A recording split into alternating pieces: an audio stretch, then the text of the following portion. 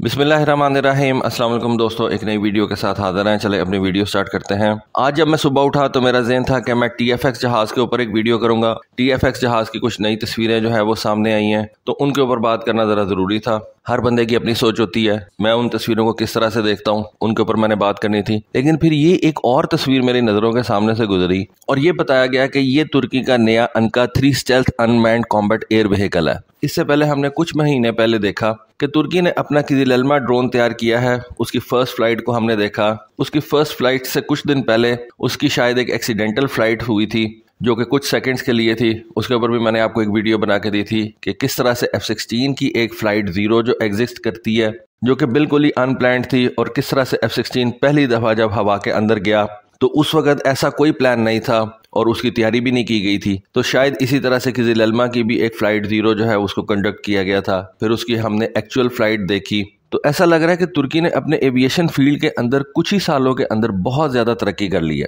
हम ये देख रहे हैं कि एक उसने हुरजेट जो है वो तैयार किया है। हुरजेट जो बेसिकली एक लाइट ट्रेनर एयरक्राफ्ट है, उसके ऊपर तुर्की काम कर रहा है। उसके अलावा हमने किजिलएल्मा देखा। ड्रोन्स के अंदर तो तुर्की माशाल्लाह बहुत ज़बरदस्त जा रहा है और आप कह सकते हैं कि अमेरिका, इजराइल और चाइना को जो है वो इस वक्त कंपटीशन दे रहा है। दुनिया के बहुत से कंट्रीज जो है वो उसके TB2 ड्रोन्स को इस्तेमाल कर रहे हैं। पाकिस्तान एयरफोर्स भी इन TB2 ड्रोन्स को इस्तेमाल करती है। आप ये कह सकते हैं कि अभी हम किजिलएल्मा से बाहर नहीं आ रहे थे कि तुर्की ने ये अनका 3 ड्रोन जो है वो उसको दुनिया के सामने रख दिया। तो ये तुर्की की ड्रोन इन्वेंट्री के अंदर एक बड़ा ज़बरदस्त इजाफा है। इस ड्रोन के ऊपर आगे चल के बात करते हैं। अब मेरा नहीं ख्याल ये तस्वीर जो है ये उसके किसी प्रॉपर रोल आउट की है, लेकिन तुर्की ने इसको कह सकते हैं कि दुनिया के सामने रिवील कर दिया। ये एक low observable flying wing unmanned combat air vehicle है। अगर इसका आप साइज देखें, क्योंकि ये जो दो पीछे बंदे खड़े में हैं, इनके साइज के कंपैरिजन के साथ आप अंदाजा लगा सकते हैं कि इस ड्रोन का साइज जो है वो किसी भी लाइट फाइटर एयरक्राफ्ट के जितना है। और इस ड्रोन को डिजाइन करने का मकसद ये है कि ये हाईली कंटेस्टेड एयर बैटल के अंदर अपने आप को सर्वाइव कर सके।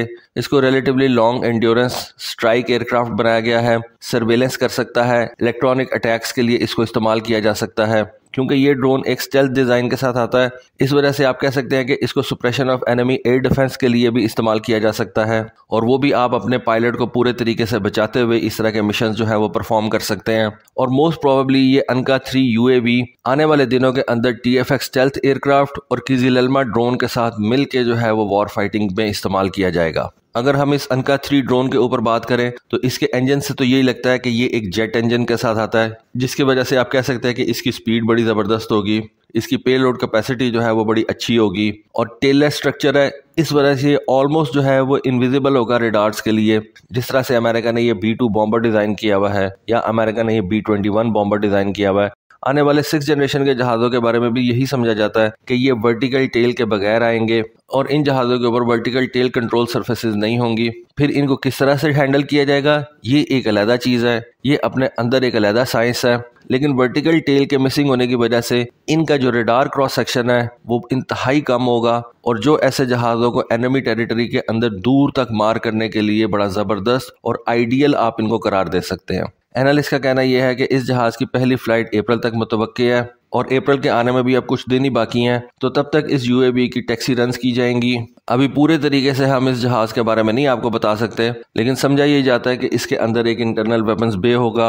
वैसे इस तरह के ड्रोन्स अपने विंग्स के नीचे भी बॉम्ब्स वगैरह जो है वो उठा के लेके जा सकते हैं, लेकिन उस सूरत में इनका जो स्टेल्थ है वो कॉम्प्रोमाइज़ हो जाएगा। इस ड्रोन को अगर आप देखें तो अमेरिका के X-45 और डासो कंपनी के यूरॉन ड्रोन की तरह इसके अंदर भी एक डॉर्सल इनटेक जो है वो रखी गई है। अगर आपको याद हो तो रशिया का जो S-70 हंटर B ड्रोन है उसकी भी बिल्कुल इसी तरह की आपको शक्ल नजर आएगी और उसके अंदर भी इसी तरह से एक डॉर्सल इनटेक जो है वो रखी गई थी, लेकिन उसकी डॉर्सल इनटेक का डिज़ाइन थोड़ा सा डिफरेंट था। डेफिनेटली हर एक ने अपने अपने हिसाब से जहाज़ अपना तैयार करना है। फिर इस ड्रोन के ऊपर आपको 2 ड्रॉप टैंक्स भी नजर आ रहे होंगे। इट मीन्स कि इसके विंग्स के नीचे हार्ड पॉइंट्स जो है उनको रखा गया है, जिनके ऊपर आप ड्रॉप टैंक्स जो है वो लेके जा सकते हैं, जिनके ऊपर आप बॉम्ब्स वगैरह लेके जा सकते हैं। फिर इन ड्रॉप टैंक्स के साथ आपको 2 पिटेड ट्यूब्स जो है वो भी नजर आ रही हैं। तीसरी पिटेड ट्यूब इसके नोज के आगे आपको नजर आएगी।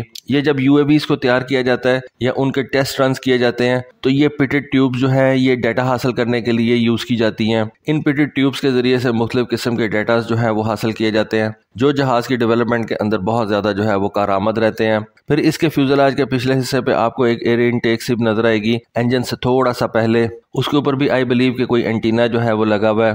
फिर इसके डॉर्सल इनटेक के साथ 2 ट्रायंगुलर किस्म के बम्प्स जो है वो आपको नजर आएंगे। अब ये क्या चीज़ें हैं, हो सकता है कि ये कोई कूलिंग वेंट्स हों, क्योंकि इस ड्रोन के अंदर इलेक्ट्रॉनिक्स और जो भी इस तरह के इक्विपमेंट हैं उनको अगर आपने कूल रखना है तो आपको कूलिंग वेंट्स जो है वो भी रखनी पड़ेंगी। उसके बाद ये अलग से कलर के अंदर आपको थोड़ा सा हिस्सा नजर आएगा।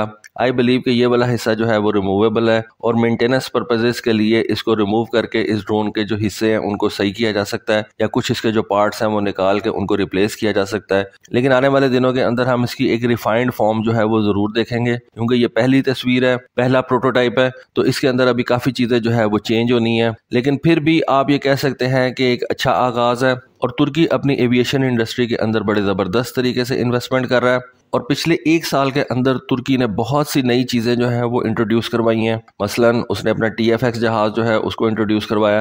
होपफुली मैं अगली वीडियो इस TFX की नई तस्वीरों के ऊपर करूंगा। उसके अलावा उसने अपना एक हुरजेट जो है उसको इंट्रोड्यूस करवाया।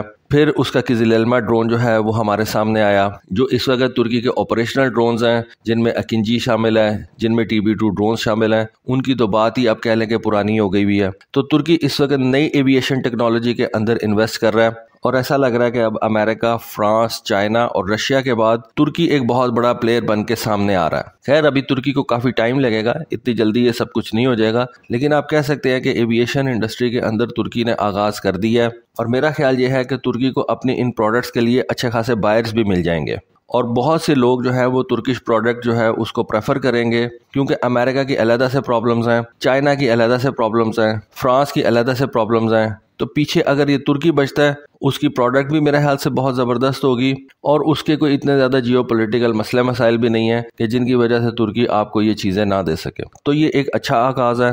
देखिए आने वाले दिनों में किस तरह से चीज़ें अनफोल्ड होती हैं। तो दोस्तों ये थी आज की वीडियो, ये थी आज की इन्फॉर्मेशन। होपफुली आपको आज की वीडियो, आज की इन्फॉर्मेशन पसंद आई होगी। कमेंट सेक्शन में अपनी राय से ज़रूर आगाह कीजिएगा। आज के लिए बस इतना ही। Thank you. अल्लाह हाफिज़।